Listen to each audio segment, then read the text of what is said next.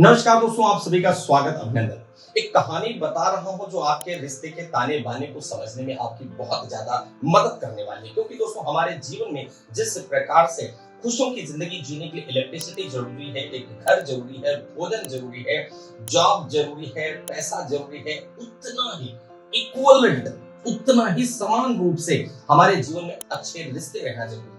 क्योंकि रिश्ते ही दोस्तों हमें एहसास दिलाते हैं कि यह हम सामाजिक जीवन जी रहे हैं। और मेरा तो मानना है दोस्तों कि परिवार है तो ही त्योहार है। तो दोस्तों, अगर रिश्तों की वैल्यू अगर आप समझते हैं तो इस कहानी को बहुत ध्यान से आप सभी को सुनना है।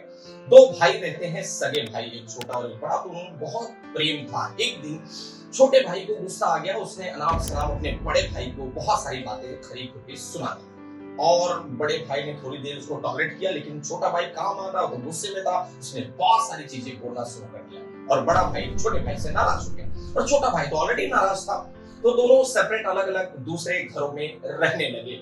और काफी समय बीत गया। दोनों एक दूसरे से मुंह फुला के रहते थे। कहीं मार्केट में मिलते तब भी दूर चले जाते, कहीं पार्टी में टकराते तब भी एक दूसरे से नजरें बचा के चले जाते। और दोनों एक दूसरे के सामने नहीं आते और दोनों एक दूसरे से भरपूर नफरत करते थे। समय बीतते गया दोस्तों, 20-25 साल, 20 साल का समय बीत गया और छोटे भाई की लड़की की शादी थी।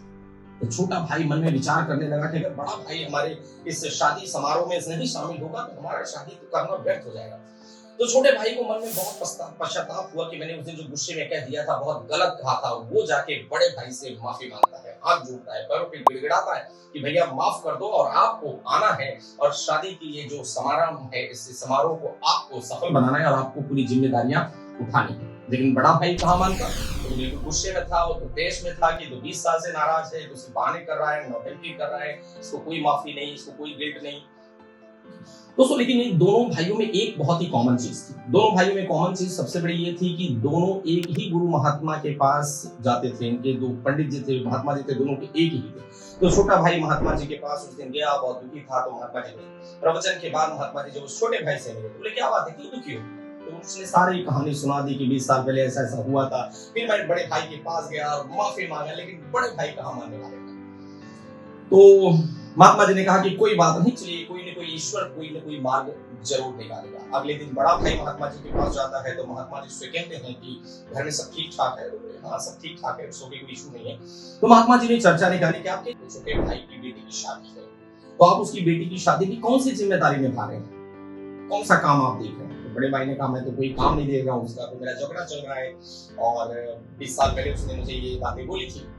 तो महाराज जी ने कहा कि अच्छा ठीक है, कल हमने प्रवचन में क्या बताया था, आप बताइए जरा। कल की जो कहानी हमने सुनाई थी, कल जो प्रवचन में बोला था, जो बातें आपको याद है, क्या बताया था हमने कल?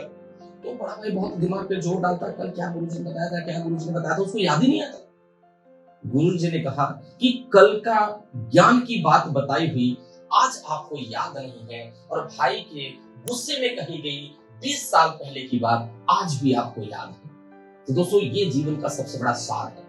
जिस दिन ना याद रखने वाली चीज हम याद रख लेते हैं, हमारा जीवन बर्बाद हो जाता है। और याद रखने वाली चीज हम भूल जाते हैं, तब भी हमारे रिश्ते और हमारा जीवन बर्बाद हो जाता है। मेरा एक सिंपल सा कहना है कि जो व्यक्ति आपके साथ 100 प्यार जता रहा है, 100 प्यार की बातें कर रहा है, आपकी केयर कर रहा है, आपकी परवाह कर रहा है, अच्छी अच्छी बातें बोल रहा है, आपकी मदद कर रहा है, ऐसे 100 काम किए हैं, अगर उसने गलती से भी गुस्से में एक गलत काम किया, आप मुझे बताइए, एक तराजू पे पल्ले पे 100 अच्छे काम, 100 अच्छा व्यवहार, 100 अच्छा प्यार, 100 अच्छा रिलेशनशिप रखा गया और एक पल्ले पर कोई बुरा इंसिडेंस रखा गया है। आप बताइए कौन सा पल्ले पर हमें ध्यान देना चाहिए? नेचुरल सी बात है कि जो उसने प्यार वाला किया है। और अच्छा, आप उस व्यक्ति से जाकर पूछेंगे कि भाई आपने बोला क्या है, बुरी बात? तो बोलेगा नहीं, मैंने नहीं बोला, गुस्से में कह दिया, गलती से निकल गया। तो दोस्तों, ये जीवन की सबसे बड़ी सीख आज हमें इस कहानी के माध्यम से लेना है कि परिस्थितियां कैसे भी हो, एक बार रिश्तों में गैप ना रखें, कम्युनिकेशन करें, बात कर लें, बैठ जाएं, एक दूसरे को माफी मांग ले। यकीन मानिए दोस्तों, दोनों एक दूसरे को पकड़कर रो लेंगे और सारी समस्या समाधान हो जाएगी। जब इंसान कम्युनिकेशन गैप कर लेता है तो इंसान वो बातें भी सुनने लगता है जो एक दूसरे ने एक दूसरे के लिए नहीं कही है, क्योंकि वो किसी के वाया होकर वो चीजें आती हैं और रिश्ते और बर्बाद बर्बाद बर्बाद होते चले जाते हैं। तो दोस्तों, इस कहानी को बिल्कुल आप सबको याद रखना। और अगर आप अपने पिता से, माता से, अपने भाई से, अपनी पत्नी से, अपने बच्चे से, किसी से भी रुष्ट है, तो देर किस बात की? फोन उठाइए, तुरंत उनको सॉरी का मैसेज भेज दो, कॉल लगा लीजिए, इमीडिएट कॉल लगाइए, तुरंत कॉल लगाइए, इसके पहले कि सांसें रुक जाए। और हम मिट्टी में मिल जाए। इस धरती पर जो आया है वो जाएगा। राजा रंग फकीर क्या लेकर आए थे दोस्तों, क्या लेकर जाओगे?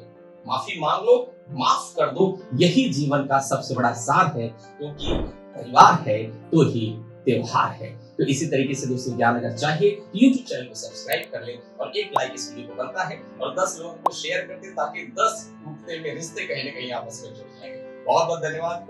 नमस्कार। जय हिंद।